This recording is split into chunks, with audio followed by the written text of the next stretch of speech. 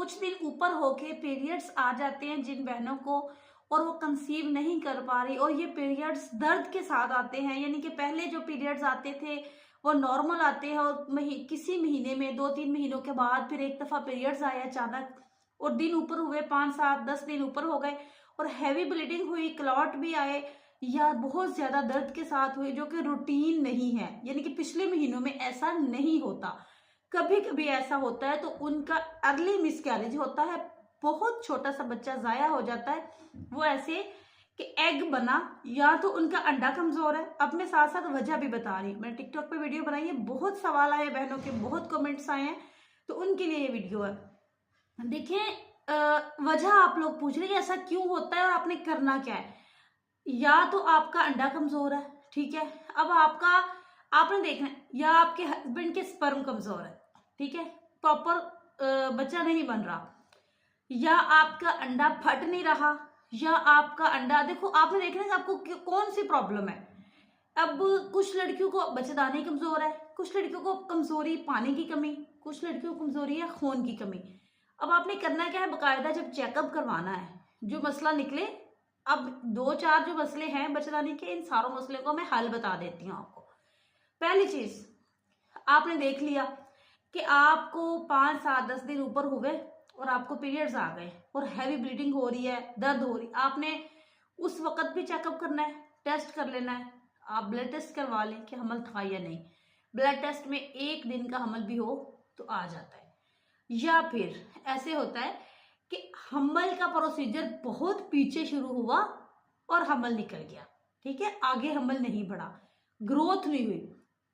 मेरा बात करने का मकसद ये है कि आप कंसीव करना चाहते हैं, आप में कोई छोटी मोटी प्रॉब्लम है या बहुत बड़ी प्रॉब्लम है, जो भी है, हमल एग और स्पर्म आपस में मिलते हैं, या इसमें प्रॉब्लम है या इसमें प्रॉब्लम है, ये मिलते हैं तो आप में सिम्टम आ जाते हैं, आपको लगता है कि आप हामला हो चुकी हैं, आपको खुद को फील होता है, और फिर वो कुछ दिन ऊपर जाके पीरियड्स आ जाते हैं, और वो पीरियड्स हैवी ब्लीडिंग, दर्द या चेंजिंग, ठीक है, वो आप खुद नोट करेंगे। अब आपने करना क्या है, पहले नंबर पे आपने अपनी डाइट अच्छी करनी है।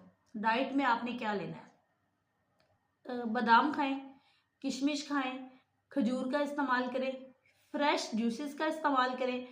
इसके साथ साथ आप हेल्दी डाइट यानी कि नट्स वगैरह इस्तेमाल कर लें, बाहर के खाने छोड़ दें, दाल सब्जी सलाद खीरा हरे पत्तों वाली सब्जियां, आयरन कैल्शियम विटामिन डी वाली चीज़ें इस्तेमाल करें। डेली दही इस्तेमाल करें, डेली एक उबला हुआ अंडा इस्तेमाल करें, या आप ऑमलेट भी बना लें, आपकी मर्जी है। 1 चम्मच देसी घी का इस्तेमाल करें।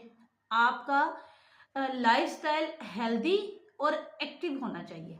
हेल्दी डाइट तो आपने ले ली, ठीक है, ये उन बहनों के लिए जो बहनें कंसीव करना चाह रही हैं, नहीं हो पा रहा, जो बहनों को चेकअप भी करवा लिया है, मसला कोई नहीं है, हमल नहीं हो पा रहा, कमजोरी भी नहीं है, फिर भी हमल नहीं हो पा रहा, ये भी उन बहनों के लिए मेरा एक प्लान है।